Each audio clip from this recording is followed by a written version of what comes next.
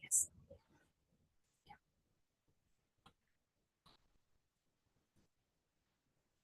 So, 10:30, actually. Yes. You don't have to talk the whole time. Excellent. Am I live now? Very good. So this is that time in the morning we call happy hour, where we can do some nice, lovely meditation. Even calling it a happy hour is really helpful. I always like to add positive names and labels to the path of meditation. So right now, the room you're in your house, your home, and in this temple up in Boar's Hill, so this is where we call this place and your place Club Med. Good, Frank's got it. Club meditation. In other words, you give it that extra little bit of happiness. Club Med, where you can relax, become really healthy and very peaceful. So I begin even before starting the guidance, just on psyching you up to make sure you look forward to this retreat. And I don't know, just some of my experiences. When I start a personal retreat or arranged retreat, and I just sit there quietly by myself, I kind of, honestly, I get kind of excited, not as excited with like too much energy, but really looking forward, to the prospect of a nice, peaceful time. I enjoy it so much. So right now, another 50 minutes for this particular session, actually only 45, I better get into it, where you can really enjoy the happiness and peace for the next time. Oh, you've got a bell. I don't usually like, you've got a bell here. We don't usually like bells because, you know why? Because this is no bell silence. If you get that, no bells. And if we have no bells in our meditation, a few people can win the Nobel Peace Prize, otherwise known as John. Okay, enough funny stuff. So I will lead the beginning of the meditation, but honestly, I can't lead a meditation for 45 minutes because I get into it too. When I get into it, just the mind refuses to speak or refuses to create those words by which the mouth can speak. But anyway, I'm going to start now. So please close your eyes. When you close your eyes, is one of the 5 sense bases is turned off. You don't need to see anything. If I could turn off just as easily the sense of hearing and the sense of feeling in the body, I would do. However, those 2 senses are difficult to calm down. That's why we do meditation. So in order to calm down the sense of physical feeling, first of all, we relax our body as best we possibly can. So how are you sitting? Become aware of our body, but really that's not good enough. So you have to be deeply aware of your body. So I invite you now to become aware of the feeling in your toes. How do your toes feel?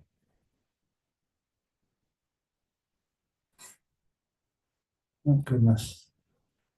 Much of meditation I never plan, but now just being aware of my toes. I know where this leads. And so my mind just perked up. Hey, let's go for it. That's my amazing experience of just being aware of a toe feeling, making sure you're kind to that experience. Your toes relax to the max. Now I just noticed that one of my toes is a bit squashed. I'm going to adjust the posture slightly.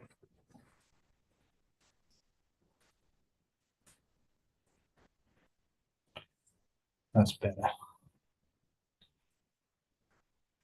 Just a little bit of kindness to parts of your body, like you're kind to a good friend.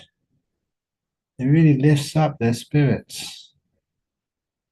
And sometimes I imagine each one of my toes are just my friends. So I want to care for them, make sure that each one of them is relaxed, at ease. And I'm focusing on how they feel. And as I focus on how they feel and they relax, the mindfulness does give me feedback, I often say, to see how it does change the feelings in the feet, here the toes. Now my toes get more and more relaxed. When I started this, I never thought it was possible to relax toes so deeply. And now I do. It feels really nice.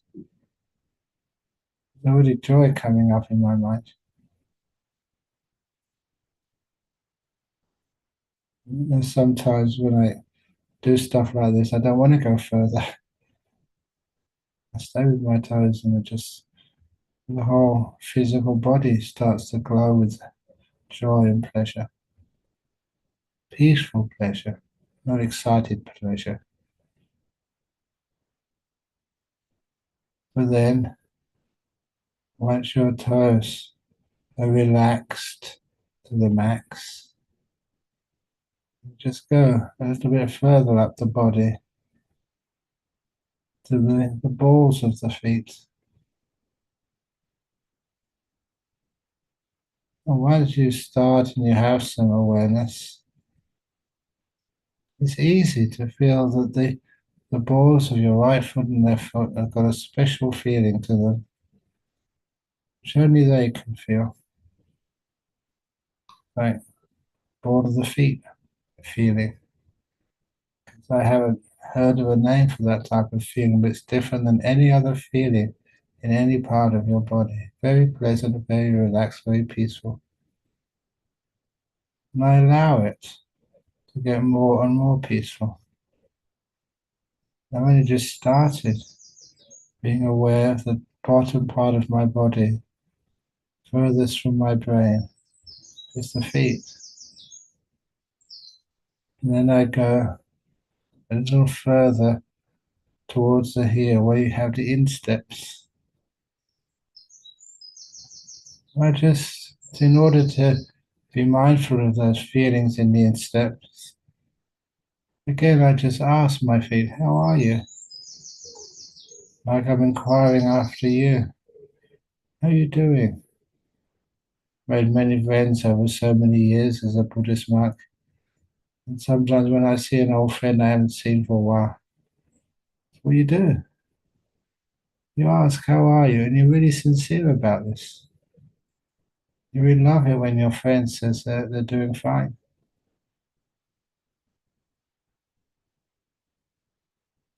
So the insteps of my feet are now relaxing to the max. Never thought this was possible when I was young. How much you can relax your own body.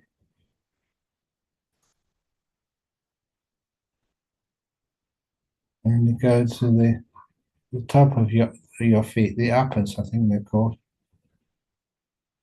Mostly I'm just aware of the skin on the top part of my feet.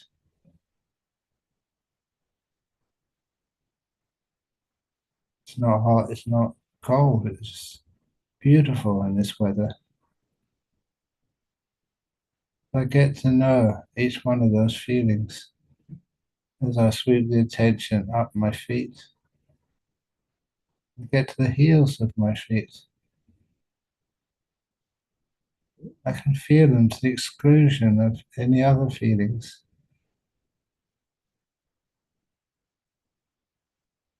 I give them kindness, as if I'm stroking them, caressing them, but not with a hand, but with my mind, with my attention. That's why I coined this word kindfulness many years ago, just adding the kindness to my awareness.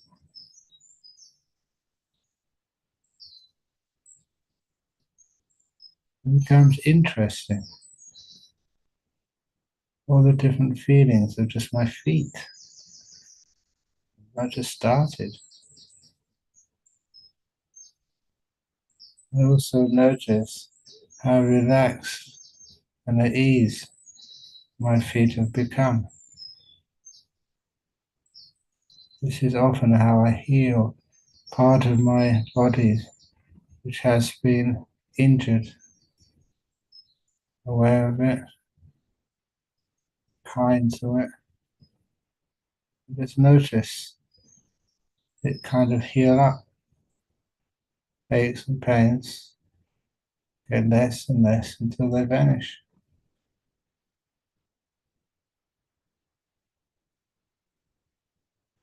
I go up past my feet to my ankles. Sometimes walking up in like a hill or a mountain. Our monasteries are up in the hills. Sometimes you can trip, twist your ankle. You know how to heal it. Experience that sensation. It's a strange sensation, the sprain feeling. Just go right inside it and spread his kindness, his loving kindness, his compassion from inside the wound or the injury. Not bathe it from the outside. Go right inside and bathe it outwards. I'm not doing that because I've got no injury or sprain. I can feel my ankles. They're actually already very relaxed. I like sometimes just to pause and feel the whole foot together with the ankle. Whole feet, so you've got two of them. And I know I've done the job there because it feels so pleasant. It's like I've just had a foot massage, reflexology. I feel so at ease. And then I extend that feeling of comfort, ease upwards, going up from my legs, from my feet, up to the calves of my legs, above the ankles.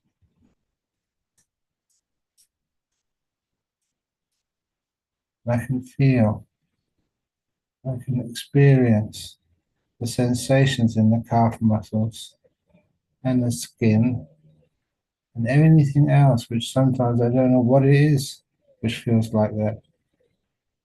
I never reject anything. Always be with my lower legs, giving them that kindness, wishing them well, wishing things to heal, for the skin and any muscles to heal up and get strong. So my lower legs feel just like my feet, like they've been attended to, and now they're relaxed to the max. And there, and go to my knees. I have had injuries to my knees in the past, falling off a motorbike, falling off a ladder, big ladder. I'm really surprised I never broke anything. But all those injuries did not stop my knees from feeling so at peace, so free. All these words which have a positive impact on you. Freedom, peace, lightness.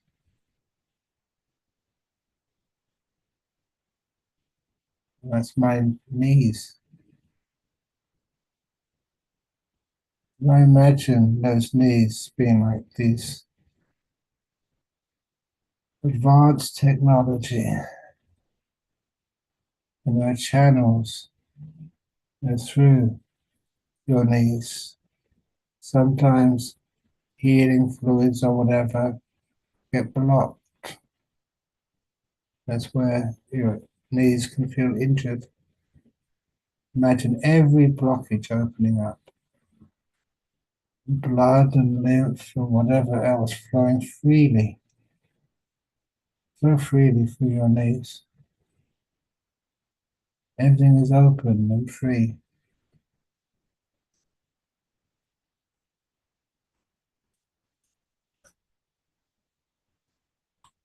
And then from your knees, going upwards to your thighs.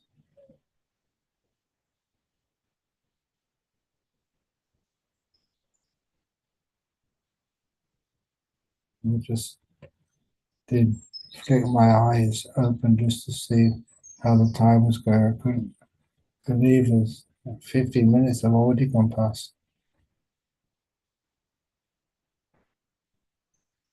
So I'm going to let you carry on now. Relaxing your body as slowly or as fast as you wish, but keeping it natural. And always enjoying the results. Mindfulness shows you what works for you and what doesn't. It shows you how long to spend on each part of your body.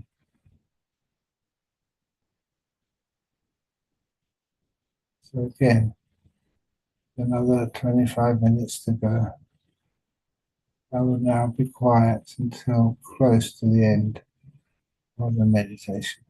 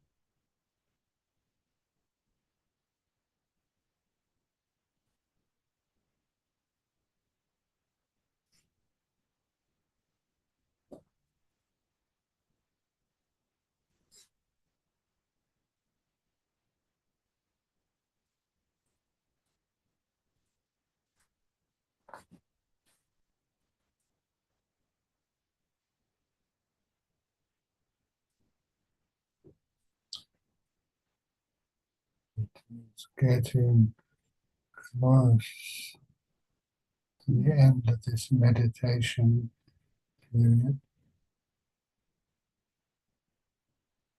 Nice to come out gradually by first of all knowing how you feel.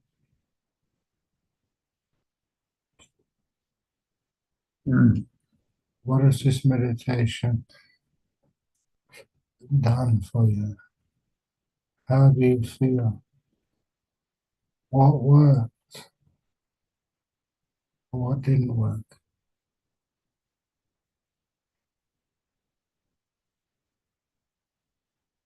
How peaceful is your mind?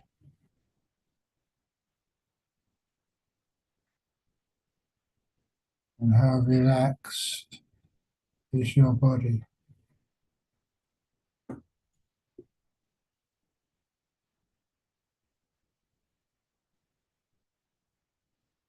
Remember, this is just the beginning of the 6-day meditation retreat. If you feel peaceful, joyful, then please carry on.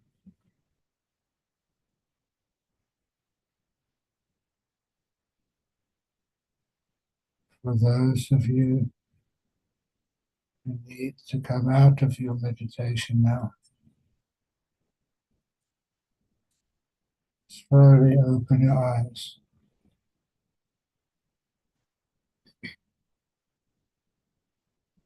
And give your eyes and the rest of your body time to get back into this world.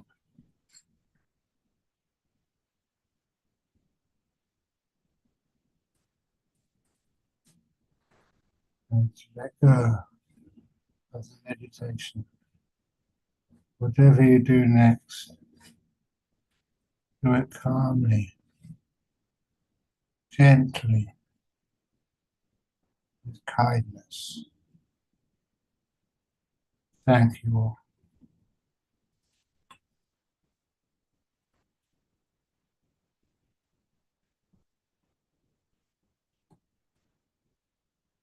Great. So it's now time to have your lunch. So, as Ajahn said, let's do it quietly and gently, but also deliciously. So don't feel that because you're on a retreat, you have to eat bread and butter only. I have to say only because Ajahn would like bread and butter. Yes, I just say that. But actually make yourself something delicious. Don't skimp.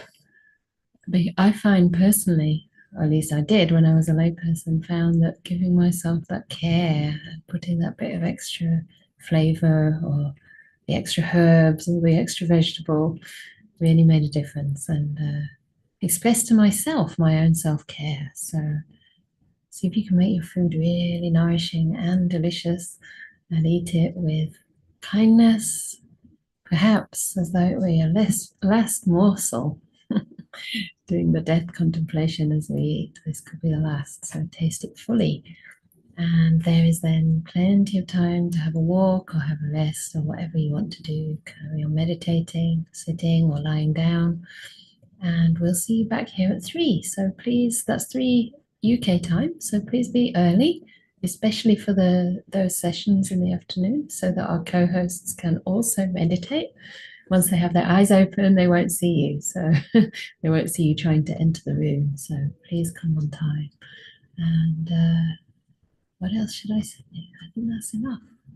So we'll see you then. You can stay in the Zoom room all this time if you want to. You don't have to log out.